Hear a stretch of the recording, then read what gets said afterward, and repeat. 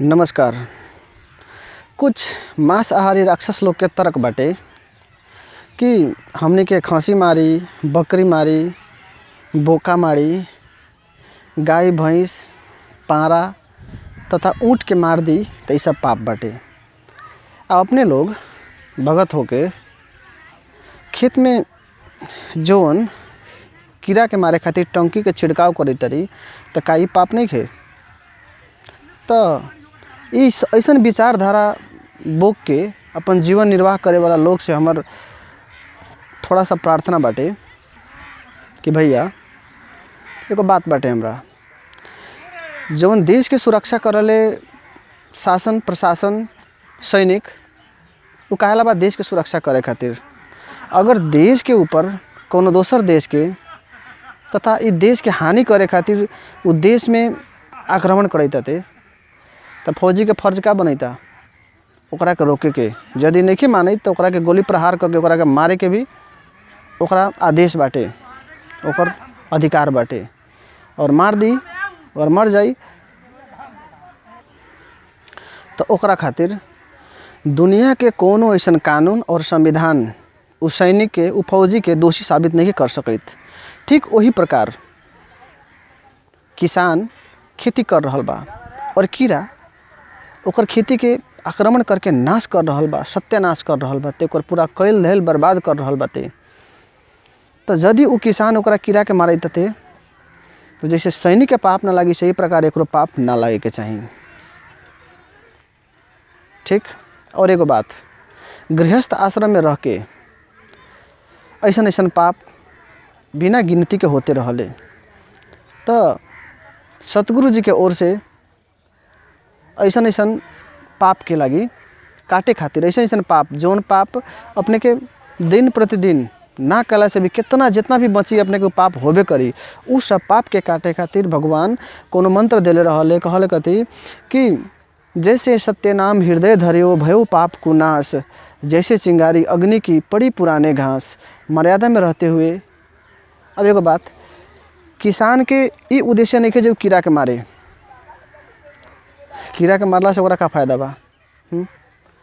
अगर अपने कह दिए उद्देश्य कीड़ा के मारे के बाते तो उ जाके कोनो जहाँ तहाँ के कीड़ा के नहीं मारत, बल्कि उ अपन देश के अपन खेत के सुरक्षा के लगी अपन खेत में प्रयोग कर रहल बा ताकि खेत में के अनाज सुरक्षित रहे। अगर कीड़ा के मारे के अपने उद्देश्य कह रहल बाटे तो उ जाके केनहू जंगल झाड़ी में के कीड़ा से के मारे घुरे वाला ओकर काम नहीं है। उ अपन बाली के सुरक्षा के लागी ही उ कर रहल बाटे। वही से ओकरा पापी कहल, ओकरा गलत कहल ठीक ना होई। और ये पाप कैल एकदम जरूरी बा, ऐसा पाप तक करे के चाहिए। ठीक। ओकरा बाद गृहस्थ आश्रम में होके वाला ऐसा ऐसा पाप से मुक्ति के लागी अगर एक पाप भी अपने माने तरी तो एकर मुक्ति के लागी संत रामपाल जी महाराज तथा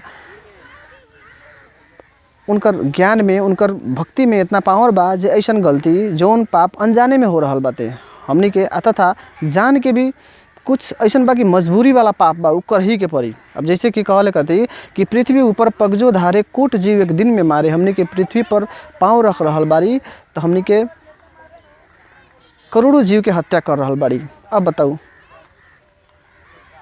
तका अपने तो बुले के छोड़ दे हम जब ये पाप था लागल। लेकिन ये कहती है कि ई पाप अपने के होबे करी, हमनी के बुलही के पड़ी, ई पाप सब होबे करी।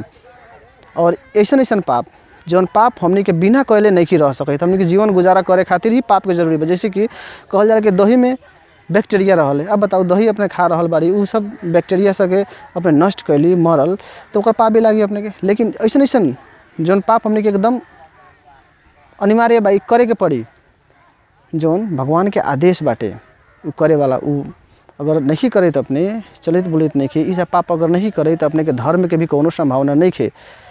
ठीक। इस संसार में हर कर्म पाप से ही जुड़ल बाटे। ठीक। वही से हमने के इस सब पाप करे के पड़ी, एकदम अनिवार्य बा जीवन चलावे खातिर। लेकिन ओकरा बाद हई खसी बोका खाए वाला लोग, हई ऊँट आ बिलार आ गाय भैंस खाए वाला लोग, ये लोग तर्क कर रहल बाटे कथी कि भगत पापी है। ये साबित करे के न चाहिए तर्क देके ना भाई। कहले कथी कबीर साहब, जब बुरा जो देखन में चला बुरा न मिलिया कोई, जो दिल ढूंढा आप ना, तो मुझते बुरा न कोई भाई। भक्ति करे वाला लोग ऐसन ऐसन पाप करले, इस चीज़ के हम भी स्वीकार करे तरी। वैसन पाप जोन बिना उ पाप से हमनी के जीवन संचालन नहीं के हो सकत। तो एगो ऐसन इमें एगो प्रसंग बा थोड़ा सा, जैसे कि एगो आदमी होके जवन अपन जामा निकाल के एकदम गंदा नाली में जाके उ एकदम भिटोर करे, घिटोर के एकदम गंदा करे। अब कोनो आदमी समझाए जे भाई तू अपन कपड़ा के गंदा मत करे, से तोर गंदा हो जाई और बाद में तू पहनबे कथी। तब वो आदमी कहते कि मूर्ख, हम ये गंदा कर रहल बाड़ी, ऐसे हो जाए हमारा गंदा होई थे, आ तू पहनले बड़ा तोर मैल ना होई। इतने बुझ लो कि अपने सब खसी बोका बकरी मार रहल बाड़ी, तो अपने सब एकदम अपन जामा निकाल के एकदम थाल में, एकदम नाला के थाल में घिटोर रहल बाड़ी और हमनी के शॉर्ट के लगा रहल बाड़ी। फिर भी हमनी के मैल होईता, ये चीज़ स्वीकारी तरी मैल होईता, पाप हो रहल बा। लेकिन अपने पापे में डूब के अपन पूरा सत्यानाश कर रहल बाड़ी। इस चीज़ के ऊपर भी अपने सबके सोचे के चाहिए। इतने कहते हुए हमरा के वीडियो से विदाई दी सत साहेब।